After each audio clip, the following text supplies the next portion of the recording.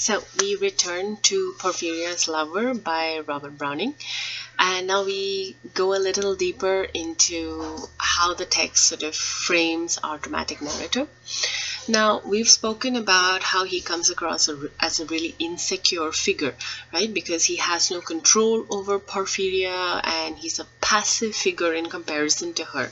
Because even in the opening, right, she shut the door. I mean, the fact that she braved the storm, she came to meet him, she lit the grate, she removed her, shawl and her cloak, and she's doing everything. He has no autonomy and control over her body, and so you realize that irks him. So he wants to, in many ways, control her. Now, in the beginning, we see her put her hand about his, put my arm about her waist, and then she lays his head on her shoulder. She does all of this. She murmurs she loves him, right? It's kind of like he's being propped as a figure. In fact, there was this Victorian art form called the tableau vivant, which was kind of like living picture. That is, human beings were propped up. They were made to sit still, and they were made to like be dressed up in a certain way, theatrically lit, and sort of recreate an art. So he's this passive figure that is being created and recreated by Porphyria. Which is why when you see in the latter part of the poem, after he's decided, she's been thinking about for a while, but he's decided to sort of murder her, and he murders her, he does much the same thing, I propped her head up as before, only this time my shoulder bore her head, which droops upon it still.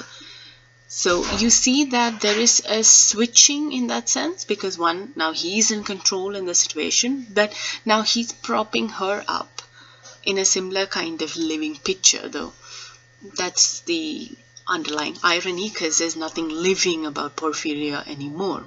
But we see the need to be possessed. I mean, to possess Porphyria come right through, because he can't stand the fact that she has control in this relationship. She gets to decide when they meet. She gets to decide when they see each other. Because the fact that there's a storm, and he says, I listened with heart fit to break, means that he knows that, oh, there's a storm, she won't come to see me, I cannot go and meet her, I'm stuck, right? And we've already spoke about the fact that she seems to be of a higher class than him, right? Because in fact, there is a line, but passion sometimes would prevail, nor could tonight's gay feast restrain a sudden thought of one so pale for love of her, and all in vain, so she was come through wind and rain. So she left a party, she came in the night, she braved a storm to see him. It's kind of like an overturning of your traditional romance narrative where the man rushes to the woman and the woman is a stationary figure. Here the woman is rushing to see the man. The woman's passion to see the man is what drives her to see him. And so we see him being emasculated in the narrative.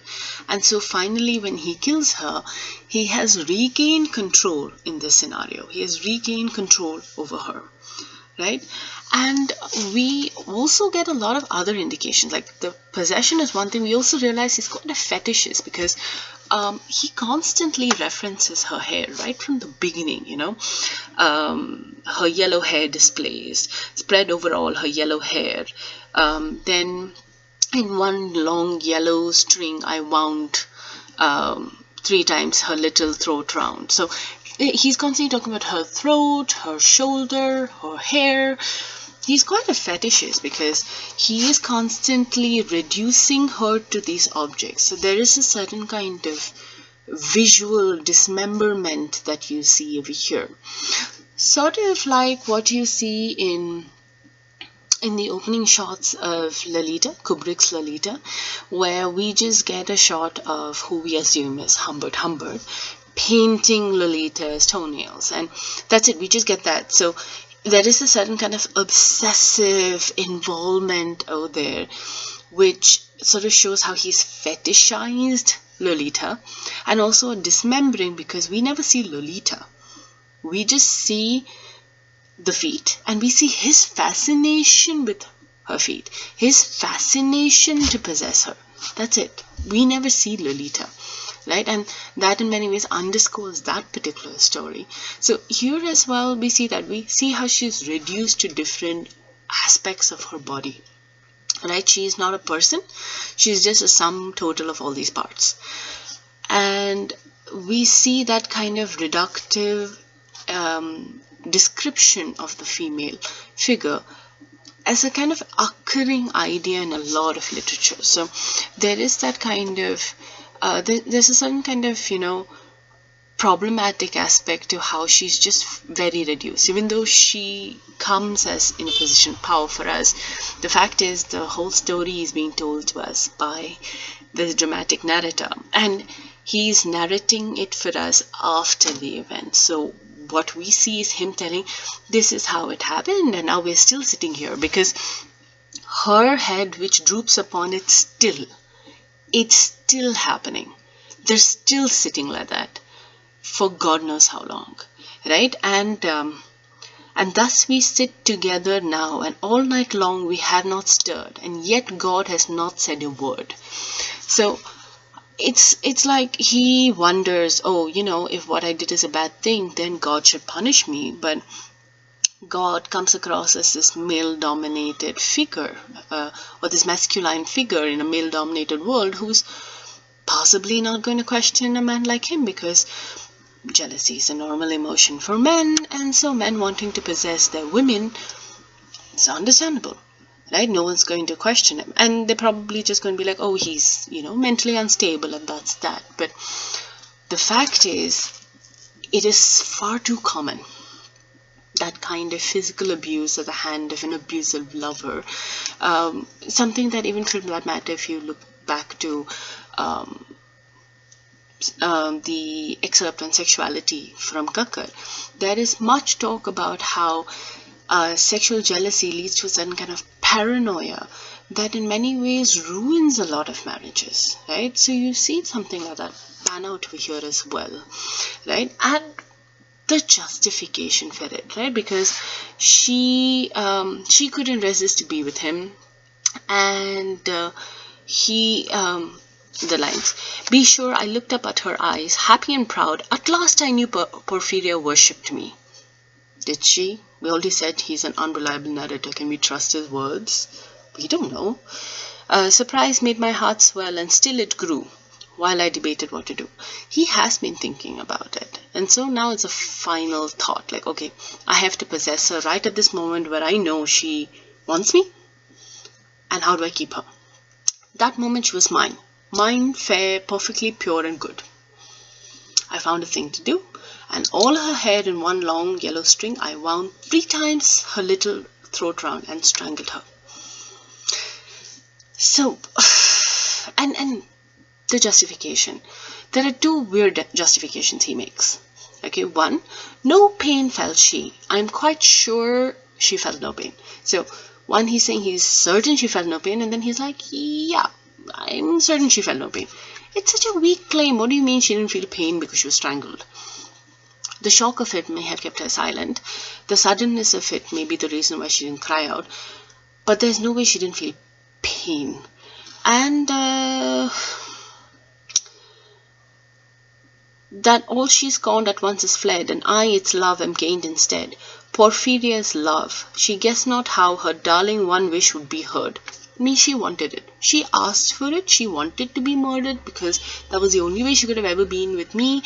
And so I've done it for her. I murdered her. Now she's mine. Completely. No questions asked.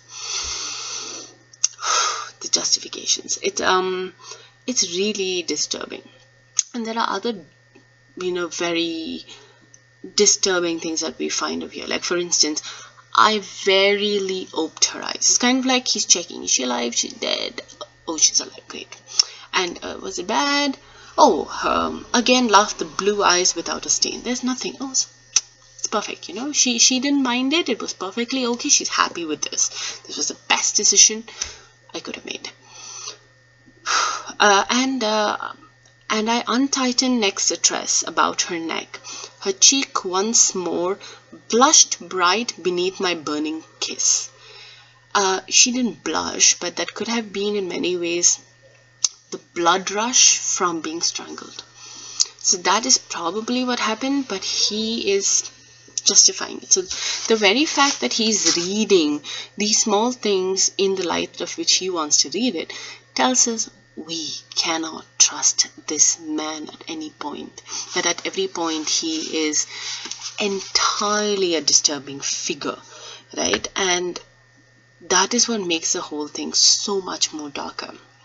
And you can also actually see it in the rhythm scheme as well, because it's not an ABAB scheme alone, it's an ABABB. There's a certain kind of irregularity in the pattern which matches the fact that he is not entirely sane, right? And so that kind of like it hitches somewhere at every point. So it sort of breaks in that sense and doesn't give it that perfect smooth flow. And there is enjambment because the lines do run into each other, but it also is sort of, being interrupted by this kind of a rhythm scheme, which is very, very interesting, because you see that there are other ways in which Browning is critiquing the text by framing it within this kind of a scheme, within this kind of a rhyme scheme, and the fact that he's telling us from the voice of the dramatic speaker that, oh, it's justified, and you're reading it and you're like, it is not justified. So the critique is not obvious, but it is through the fact that he is explaining himself that we're like, this is all manners of wrong. But it is nevertheless a very fascinating text, and like mentioned, Browning is the master of the dramatic monologue, and even in My Last Touches he does explore a similar kind of possessive jealousy and a similar kind of possessive partner who wants to hold on to her and prevent her from having any other autonomy, prevent her from having any other kind of access, because it's not okay with him. And that's the kind of figure we are being given through Browning, and he does it with a certain kind of intensity which makes Porphyria's Love as a text stand out, right? But it's a fascinating read, and there are many more ways that we could probably try to read it, because its exploration of crime and Victorian attitudes on sexuality are quite interesting, and as well as its take on gender as well is a fascinating exercise. So thank you.